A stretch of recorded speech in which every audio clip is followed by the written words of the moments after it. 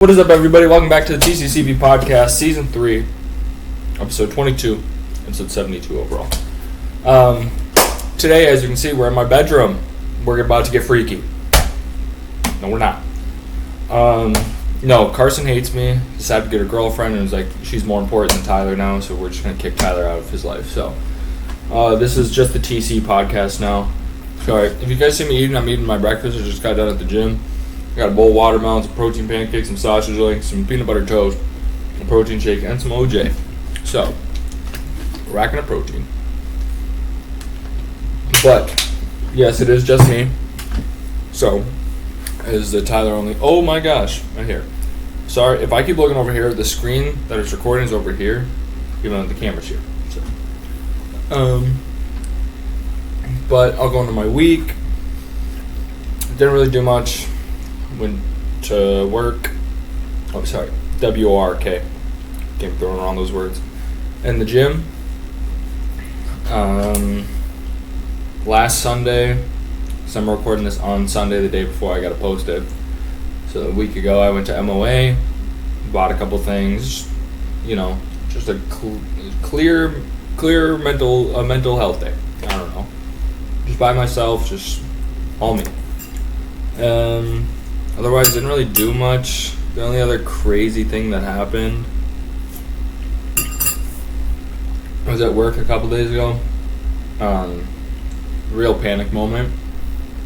I was ringing somebody at cash, and usually when I'm done with that, I'm like, have a great day. They got it out before me, so that flustered me.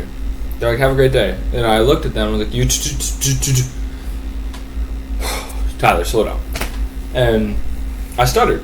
And then I'm like, great, that's how we're starting this. 30 minutes of being open. Next guest comes up, and right away, when I go to ask if they have a phone number, email with us, I stutter. So I went quiet the entire transaction.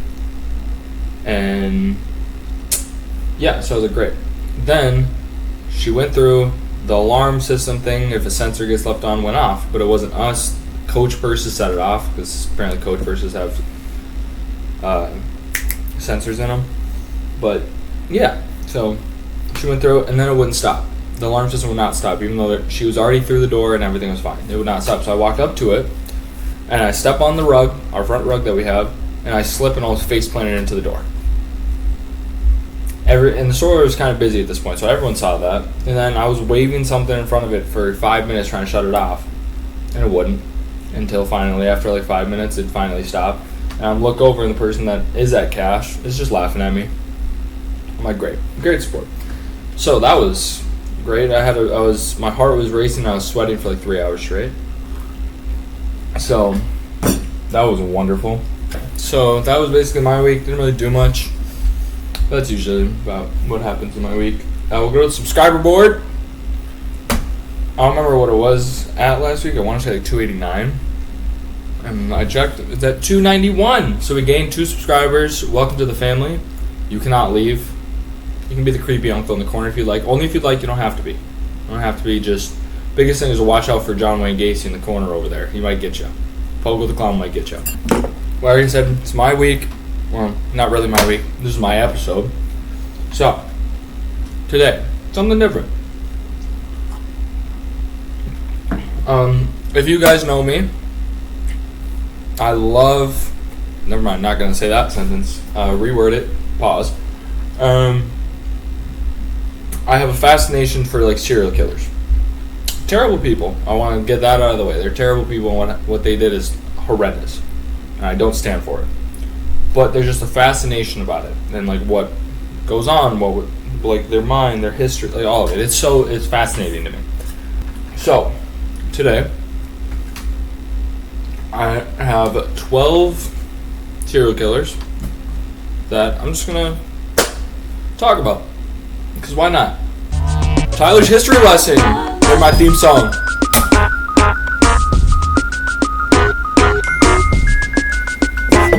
We are going to... 12 here of the most fascinating ones that I find fascinating. Call me George, that's not. Alright. So, serial killer history. I love this. So, we're starting off with Harold Shipman, aka Dr. Death. So, he is one of the deadly serial killers. I have my computer, I'm reading off of this, I type stuff. So, just so I don't stutter, I have something to look at. But he was one of the deadliest serial killers in history. He was a married family man who worked as a well-liked British doctor. Here's the crazy. And he managed to fit in 218 credited murders. Don't trust doctors, people. And it could be maybe as high as 250. It is estimated that Harold Shipman started his homicidal rampage in 1972, killing at least 71 patients at his first clinic. His first. He went to multiple.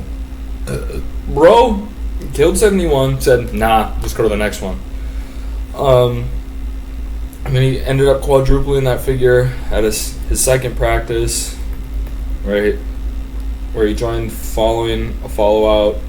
What? Pause. He quadrupled that figure at a second practice. He joined following a falling out with coworkers who thought he was haughty, harsh, and overconfident. So at his first clinic, his first practice, he ended up having the 71, and he had something with coworkers, so he left and went to another one where he ended up almost quadrupling it.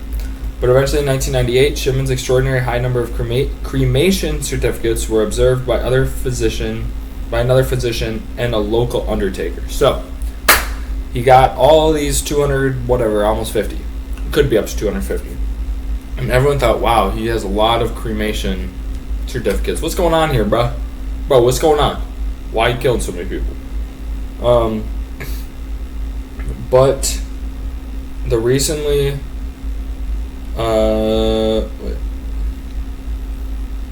most of them are older women, so he killed a lot of older women. But the thing that was suspicious about it all was, like, normally in a hospital, like, if you're on your deathbed, you're laying in bed sick, hospital gown, whatever. These patients were sitting upright and fully dressed. That's not normal. What's going on there, Mr. Shipman? But Shipman was able to kill 3 more people because the original inquiry was handled carelessly in spite of these hints. Later that year, Shipman's luck ran out. Crazy luck. When his last victim's daughter, so attorney Kathleen Grundy, was the victim, the daughter accused him of killing her mother and attempting to draft a phony will that named him as the only beneficiary. That's where he messed up. He put himself on this fake will as the only person to receive something. But an autopsy showed that Grundy had lethally high levels of diamorphine, the drug Shipman used for the majority of the killings, and that he had not been cremated like his previous victims. And then in 2000, he was found guilty and given a life sentence without the possibility of release after being officially charged with only 15. He was credited for almost 218, close to 250, is what they believe, but he was only charged for 15.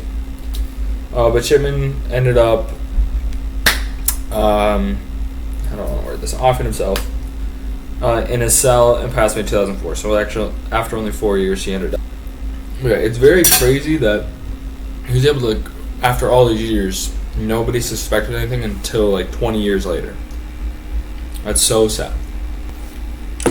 But let's go to number 2. Belle Guinness, aka Lady Bluebeard. Crazy nickname, Lady Bluebeard. She in fact did not have a blue beard though. But after arriving in America from Norway in 1881, so way back then, she came from Norway. The woman who came to be known as Lady Bluebeard married another Norwegian immigrant in Chicago. The couple operated a confectionery store and had 4 children, 2 who passed away at a young age. By 1900, Guinness's spouse had passed away and the store had mysteriously burned down. Whoa, what happened? Guinness was able to obtain several insurance policy benefits, which enabled her to buy a farm in LaPorte, Indiana. So her husband died, her confectionery store burned down, got a lump sum of money, bought a farm in LaPorte, Indiana. Despite the fact that both incidents occurred under dubious circumstances, she remarried right away, and her second husband passed away 8 months later. Guinness said he had been. This is the crazy part. She said he had been struck on the head by a heavy meat grinder and had been fatally burned by boiling water. But no evidence of foul play could be provided during the inquiry. What were the cops doing back then? How do you not suspect foul play on that? Nobody is out here just like whipping up something in the kitchen and then meat grinder. And then here's the pot of boiling water. I'm just gonna whoosh. Like, what? No, that's not true. Like, I guess back then you don't really suspect anything, apparently. Crazy. But it ended up resulting in another large insurance payout. And then in order to find her third husband, which this lady was killing her husband, was able to find 3 men. And more than 3, actually. And I can't even secure 1 woman. That's crazy. But the way that she wanted to find her third husband, she started running ads in the newspaper requiring prospective suitors to come to her farm in Indiana. And a number of potential suitors completed the journey only to vanish forever, but only one survived. Supposedly waking up to see a menacing-looking Guinness towering over him. The exact number of victims Belle Guinness killed is unknown, but it appears that she met a horrifying end herself. The farm was destroyed by a fire in February 1908. The bodies of Guinness's surviving children and a woman's severed head were among the debris. Officials confirmed that the remains were to Guinness, but there was soon some skepticism because the body was significantly smaller than the tall, stocky Belle. Nearly a dozen bodies, including those of the missing suitors and several children, were horrifyingly found during the hunt for her missing head, which was never found. She fired Ray Lamphere, a former farmhand, a few years prior, and he later claimed to be threatening her life. Lamphere was arrested and tried for the crimes, but he was found guilty solely of arson, although substantiated sightings of Belle persisted for decades after her death. Her actual fate is still unclear. So, she came out here, killed her first husband, burned the store, got a lot of money, moved to LaPorte, Indiana, got a farm, married, killed her husband, got insurance money, then just put out an ad for another husband, and a bunch of people just went missing. And yet I still can't find 1 woman. So, great. Number 3. I got sausage in my teeth. Ed Gein, a.k.a. the Butcher of Plainfield. Now, Ed Gein was raised in a remote part of Wisconsin.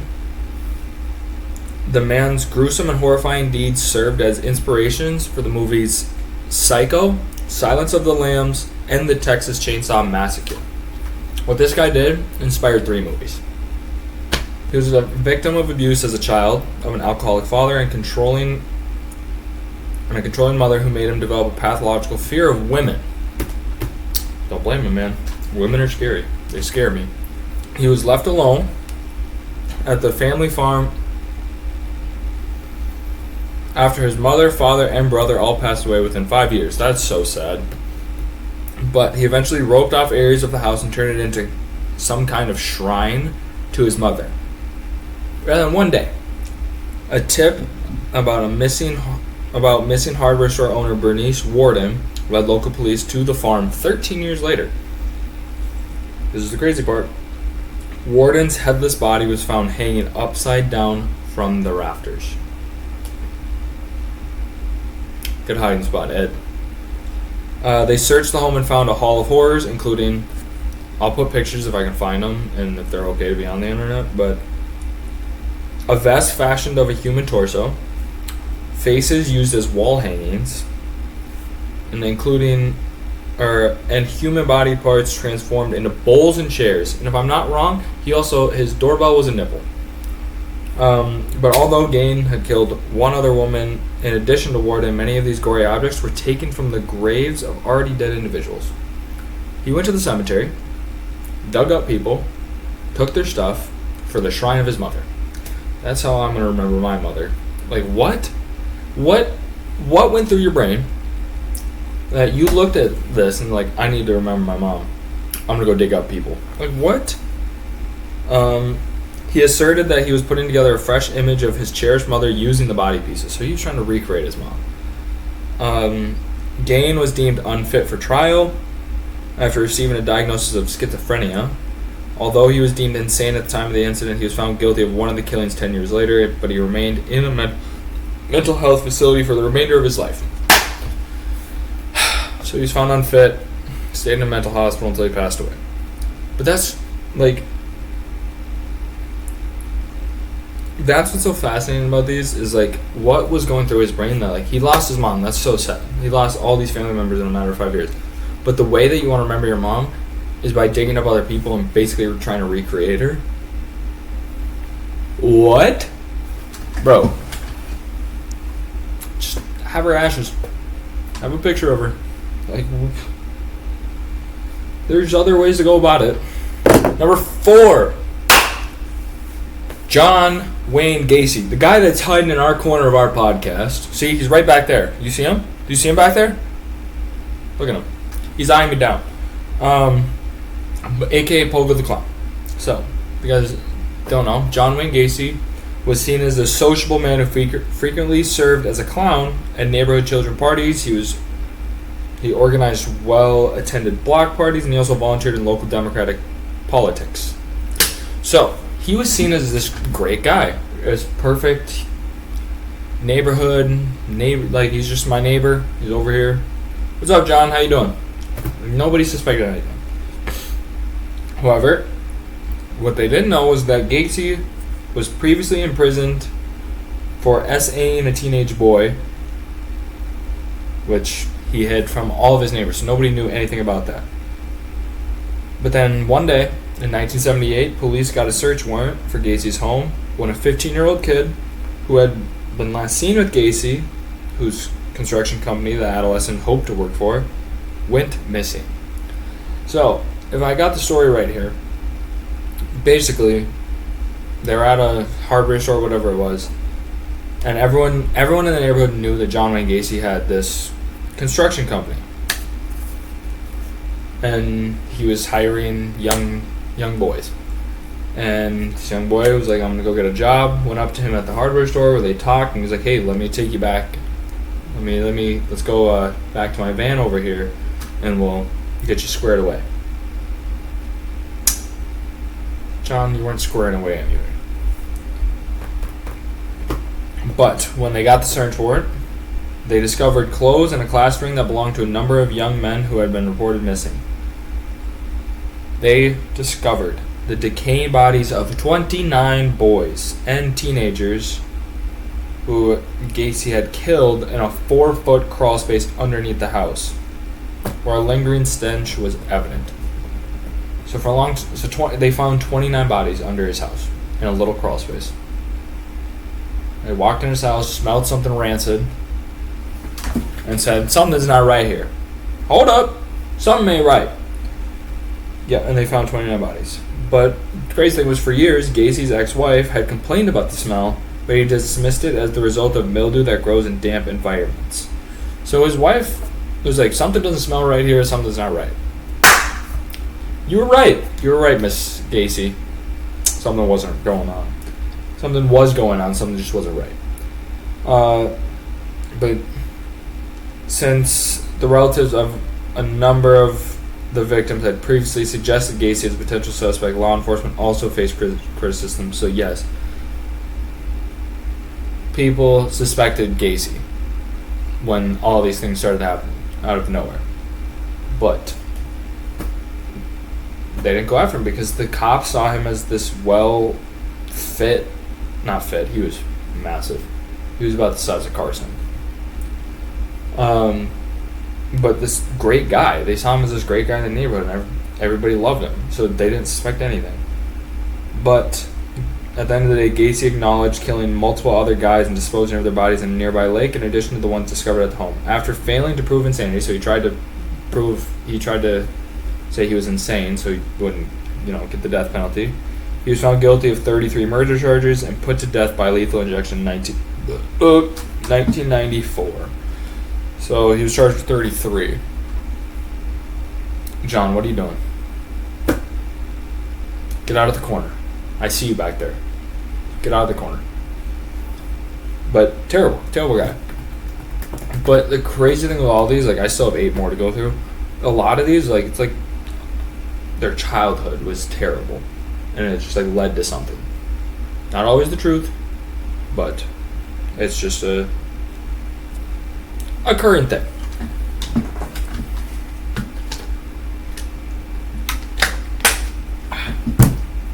Number 5, the good old Jeffrey Dahmer, aka the Milwaukee Cannibal. Big old Jeff. Alright. In 1978, Jeffrey Dahmer was barely 18 years old when he committed his first murder. He continued to murder until 1991, so that is a quick math, 13-year spree. When a man escaped his grasp and called the police in the Milwaukee, Wisconsin area, leading to his capture. So, the last known person he tried to go after somehow got away, escaped, called the police. They showed up at his apartment. And this is where police found images of mutilated bodies, the severed heads and genitalia of many other men, and a tub full of acid that Dahmer had used to dispose of some of his 17 victims when the victim led them back to his captor's apartment. They found photos, acid, bodies and stuff in his fridge because he was munching on it. He was munching on the victims.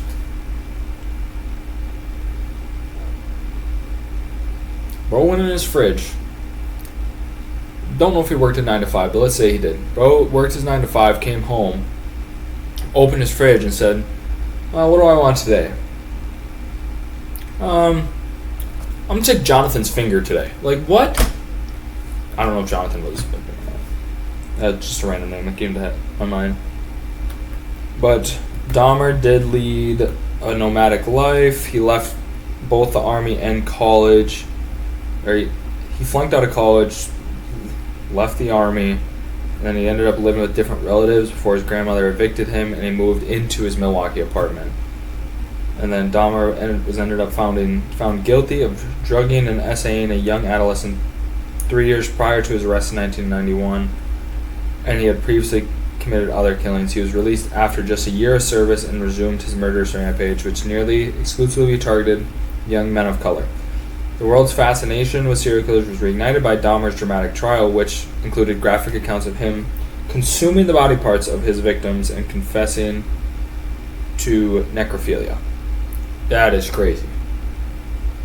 And Dahmer, this is the crazy part, Dahmer was given a 957-year prison sentence in 1992, but then 2 years later he was killed by another prisoner. Dahmer, what are we doing, buddy?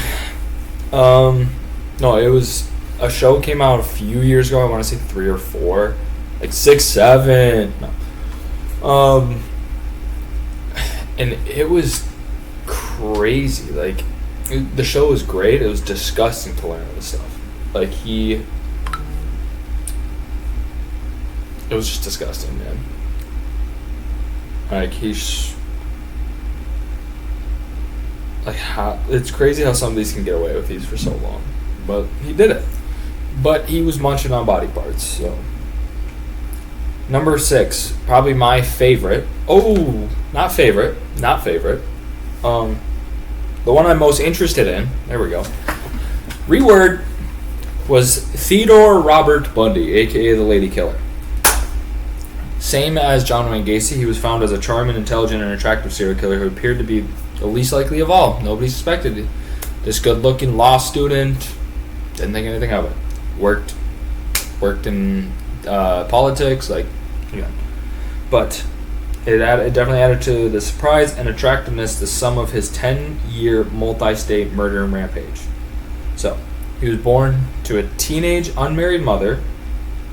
Bundy never found out who his father was, and also grew up thinking his grandmother was his mother, and his mother was his sister. Crazy start to his childhood. But it all started in Washington. After graduating from the University of Washington after a challenging adolescence, Bundy promptly began his murderous rampage, taking the life of his first victim in Seattle in 1966. But then he carried out a string of killings around the Pacific Northwest, mostly targeting beautiful young college women. He had a type like dark hair. I can't remember. I couldn't tell you exactly, but like he had a type. If you looked at all his victims, they're all the same. But he was taken into custody. Before he was taken into custody, he killed a number of more women in Utah and Colorado. But he got arrested.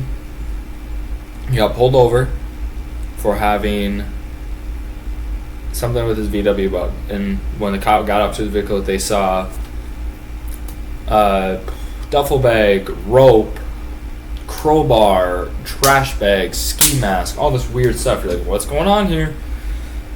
Ended up taking him to custody, and then they sent him off to Colorado to be charged with a murder. And so the crazy thing is while he was in Colorado, he served as his own attorney because, he was going to law school. He knew what to do. So he got access to the law library in the court. And one day he just jumped out of the window and escaped. And he was gone for, I want to say, 5 to 10 days, somewhere in between there, before he was recaptured and found in the Aspen Mountains. And then he was sentenced to prison. And then he ended up escaping prison in Colorado. And he escaped and made it all the way to Florida, where, after relocating to Florida, he murdered many sorority members, and his last victim was a 12-year-old girl. Kimberly Leach was her name. She was last seen outside at the schoolyard talking to Bundy. And Bundy took her and killed her. About a week after his last murder, Bundy was ultimately caught driving a stolen vehicle. He stole a VW Bug and was pulled over again. And then his trial soon gained widespread media attention. As one of his own defense lawyers, Bundy was promptly featured in the first murder trial to be fully televised. So this was the first nationally televised trial of history. But in an attempt to postpone his execution, he became a media celebrity, inviting reporters to his cell, getting letters of praise from adoring fans. He married somebody, because you can do that in the court. And he offered an inexhaustible supply of hints about other victims he might have committed, but ultimately none of it worked. And the actual number is unknown, but I've heard that they believe he confessed like 30 something, 39 or something, but they believe it's up in the hundreds. But at the end of the day, he was put to death in 1989 by the electric chair. That one's just the most fascinating because he, again, as Gacy's seen as this great, attractive person working in politics, all of this. And the crazy thing was, like, he was giving his name to people. Like, reenactment. One of his victims, don't know her name, but bro had a sling. I don't have a sling, so I'm going to act like my arm's in a sling here. He'd go up to the... I just adjusted my nuts, I'm sorry. He went up to the woman and said, hey, like, I need help getting a sailboat on my car. Will you come help me? And as they're walk into the car, whatever, he's like, yeah, my name's Ted. Why are you saying your name, Ted? Why? He said his name is Ted, and then he got suspicious when, the girl got there and there was no boat. And he did. But he would use his name. Oh, shit. And yet it still took them a long time to catch him. But, yeah, it is disgusting what he did. And I'm glad he's off the streets now. Well, he's off, very much off the streets. We'll go to number 6. Jack the Ripper, his nickname also known as Leather Apron. So there was reports of a vicious serial killer prowling the streets of London's Whitechapel neighborhood in 1988, swept the city, before slitting their throats and cruelly disfiguring their bodies with a carving knife.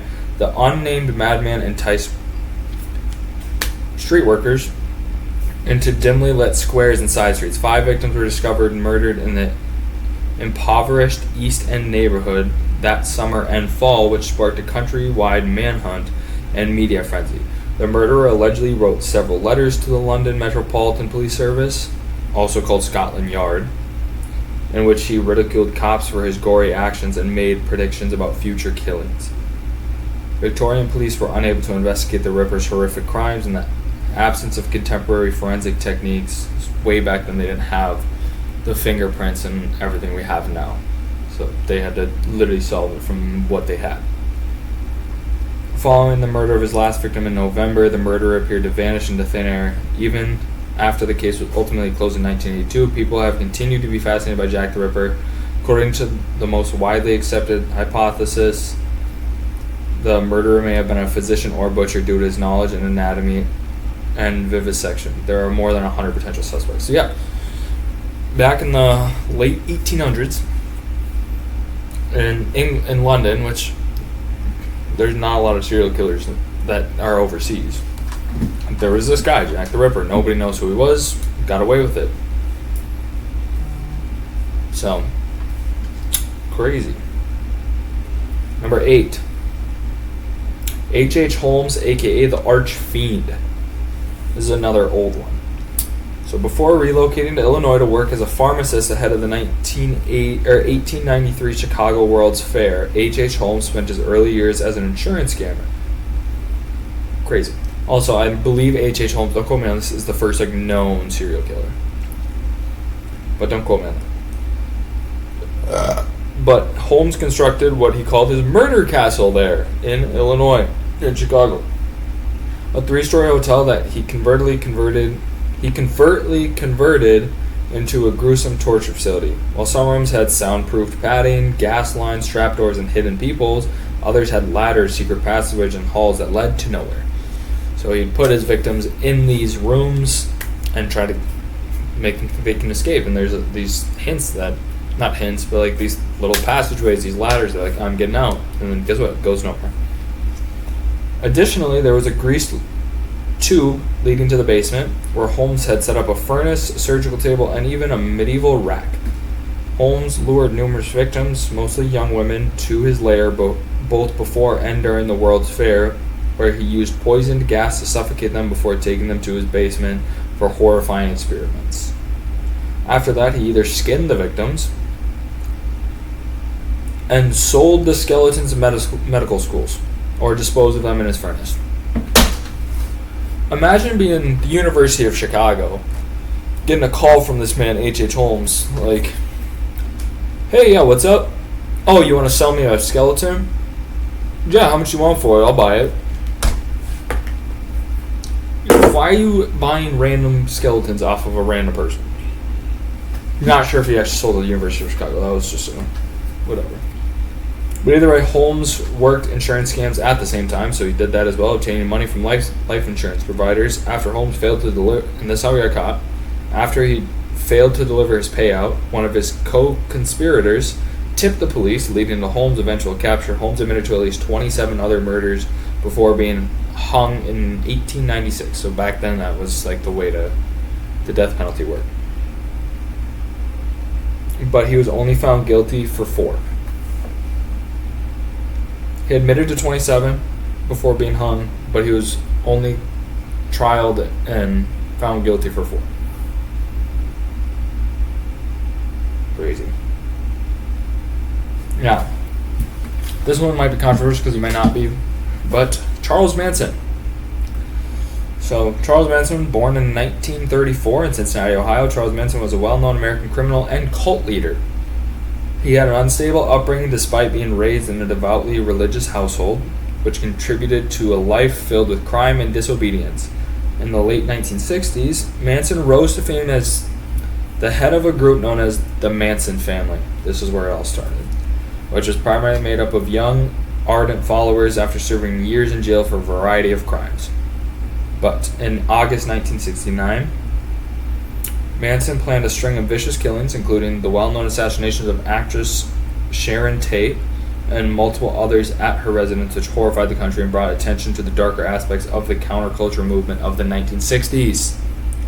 So that's where I say it can be controversial, because he had his group that actually did it. It wasn't him, but he set it up. But Manson's complex motivation stemmed from his delusions of launching a race war, which he dubbed Helter Skelter. For these killings, he was detained, found guilty, and given a death sentence that was subsequently reduced to life in prison.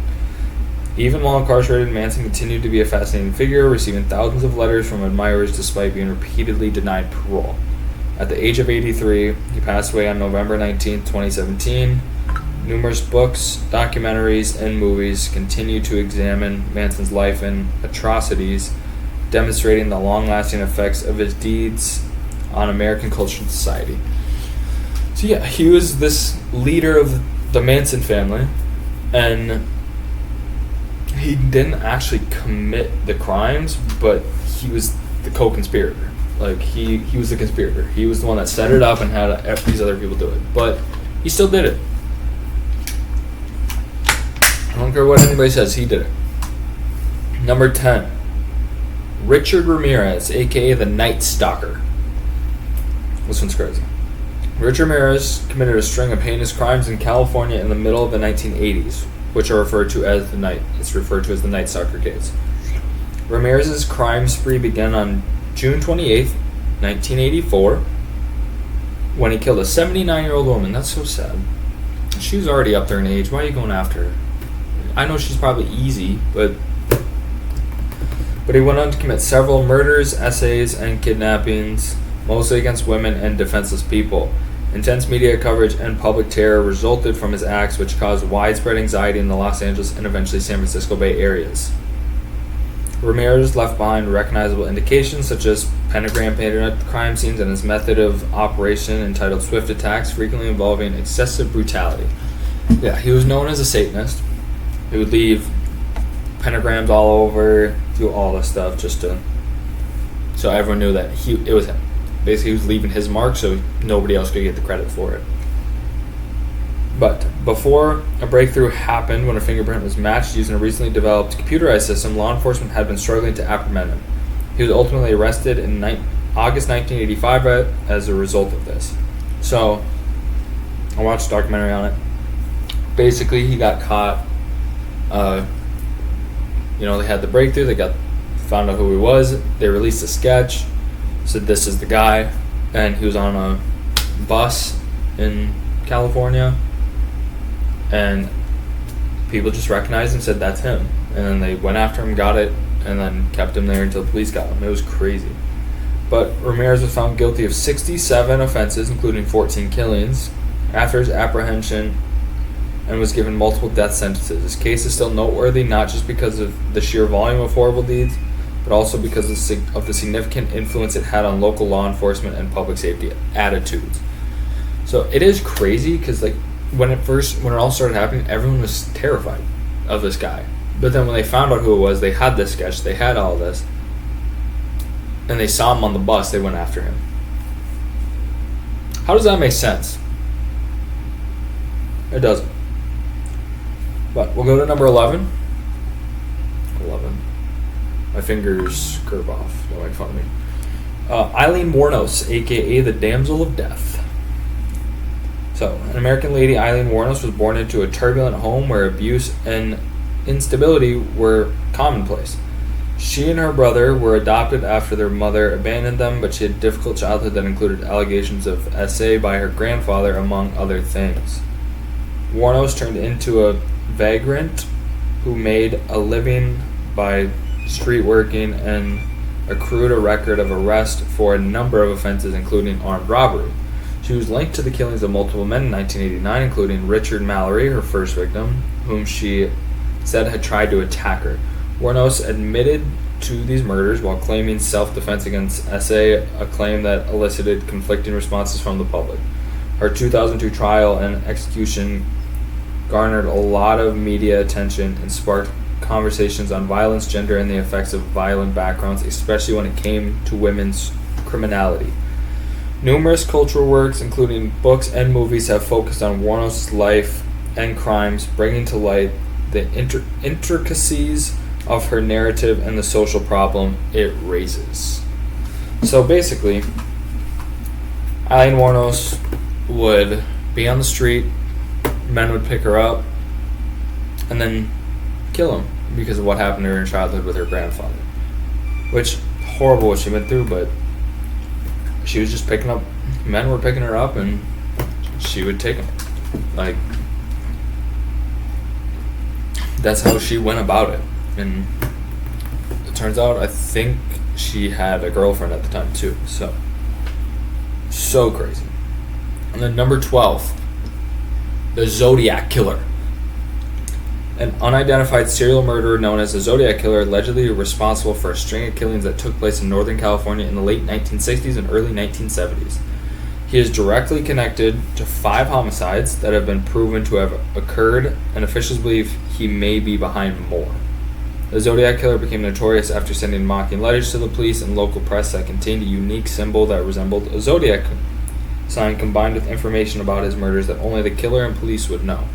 His strategy changed over time to include vicious stabbings and shootings, with his initial attacks focusing on young couples in remote locations. His identity is still unknown despite decades of thorough investigations and a large number of suspects, including infamous people like Ted Kaczynski and Charles Manson. Numerous literature and movies have been influenced by the case, most notably the 2007 movie Zodiac. Go watch it, such a great movie.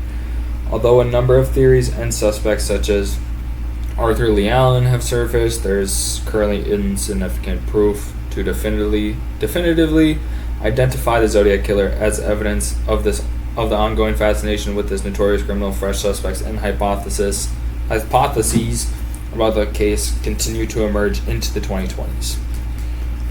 Yeah, so this killer, Zodiac, unfound. Once again, another one that went through a thing.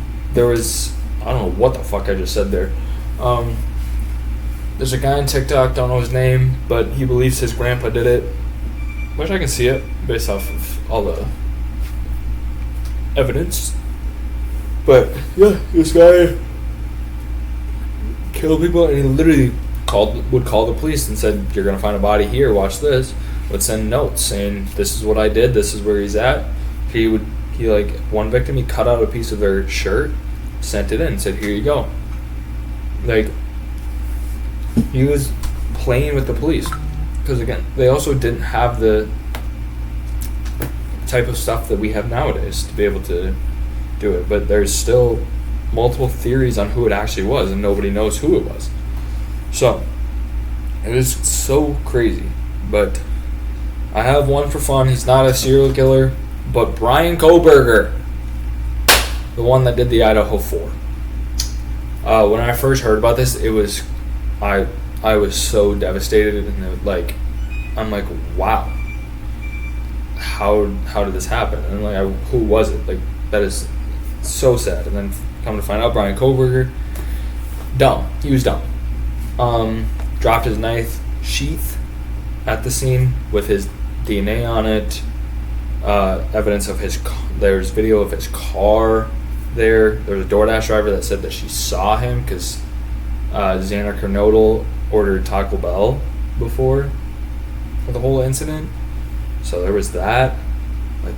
There was literally so much. And I was really hoping it was actually going to go to trial, but then he ended up taking a plea deal for life in prison.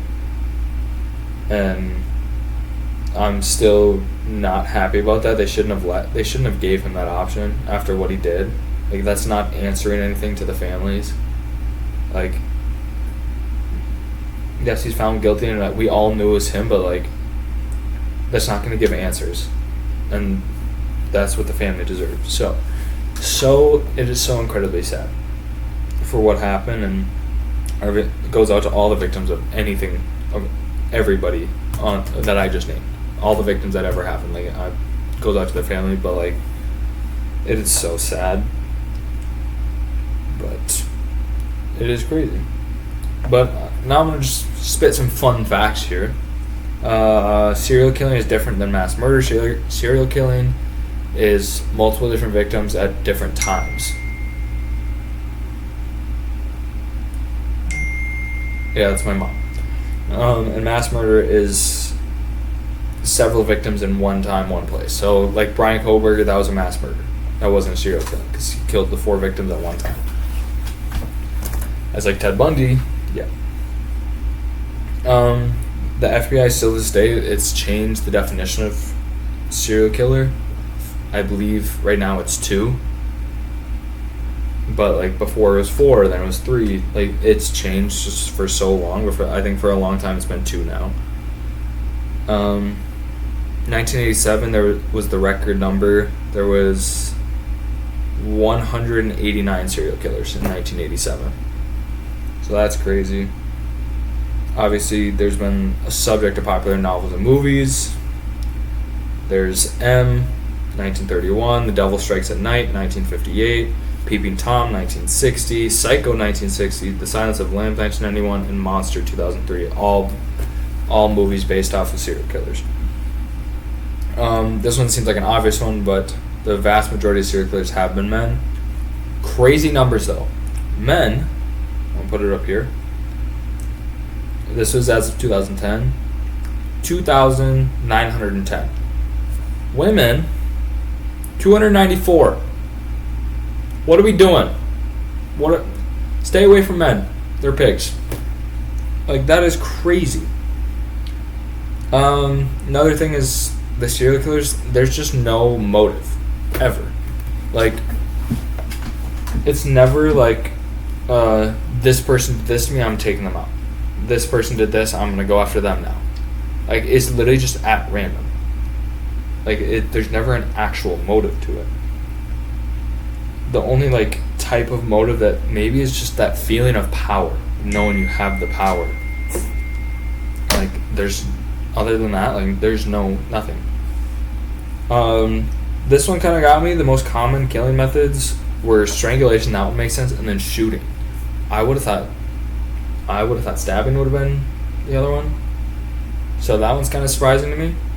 But what do I know? Another one that should be pretty obvious is the U.S. has the highest number of serial killers. The U.S. as of September 4th of 2016 has had 3,204. And I think the next is like England with 100 something. Like, we're just a disgusting country. Again, this is as of 2010, and they think this number is higher than this, but serial killer detector Thomas Hargrove believes there's more than 2,000 active serial killers right now in the U.S., but another guy believes it's more up in the 3,000 to 4,000 range, which is crazy to think. Back in 2019, and this is when the movie Extremely Wicked, Shockingly Evil, and Vile came out, the Ted Bundy movie played by Zac Efron. But Ted Bundy's article on Wikipedia had 29.4 million views, which was the 3rd highest of anything searched on Wikipedia. Number 1 was Avengers Endgame, and number 2 was deaths in 2019. But Ted Bundy was number 3. But again, the movie came out that became very popular. Yeah. Number 13. Some people experience attraction to serial killers, which again, I think it's that power. I think it's the power that drives them to it. It's like what they say. Not saying all women, don't come at me, but women find it more attractive if you're not going after them, if you're cold, if you're doing that, because they like that chase. They like the chase. They like that type of stuff. When you're so available, when you're giving so much, when you're doing all this, they like, oh, I already have you. I don't really have to work for it. Like, I think that has to do with something like that. Like, all that power that those serial killers have is just an attractive thing to some people. Because it's like, I don't know. It's disgusting, though. Women, be careful. And then Jeffrey Dahmer, the Milwaukee cannibal, the guy that was munching on people. He learned how to preserve animal parts from his father. So back then, him and his father, not a good relationship at all. But the one thing that they bonded over was this. And his father taught him how to use acid to boil the skin off of animals. And he used that into his greater thing. The one thing with Jeffrey Dahmer is he also tried to make his own human zombie. Yeah, he drilled a hole in someone's skull put in this type of acid or whatever it was to try and make us a human zombie. I don't know, man. He was disgusting. But that's what I got for this episode. Just some serial killer history. But I hope you guys enjoyed learning about that. If you guys want me to go over this more often, just let me know. Put it in the comments below. But that'll do it for this episode. No Mad Lib Monday because I don't have Carson here to fill out a Mad Lib. Because he hates me. Carson hates me. But that'll do it. Hope you guys enjoyed. Hit the like button below. Also hit the subscribe button. We are 9 subscribers away from doing a giveaway. Because if you guys don't know, we do a giveaway at every 100 subscribers. So we're coming up to 300, which then will be 3 people will win some sort of merch from us. And you have to be following the Instagram to be entered into that, which I'll put up here, which you should go follow it, TCCV Podcast. Go follow the TikTok, TCCV PC. Go follow my personal Instagram, Tyler.Cowden10. Also subscribe to my YouTube channel, Tyler.Cowden. I have my Missouri State college football franchise going on that comes out every Monday, Wednesday, Friday. Go follow Carson on Instagram, Carson Van. Go follow his TikTok, CarsonVan24. Go subscribe to his YouTube channel, Juicy Juice. He posts every Monday, Tuesday, Thursday, I believe. I believe it's Monday, Tuesday, Thursday. But yeah, I really hope you guys enjoyed this random episode of me just talking about serial killers, and we'll see you in the next episode. Peace out.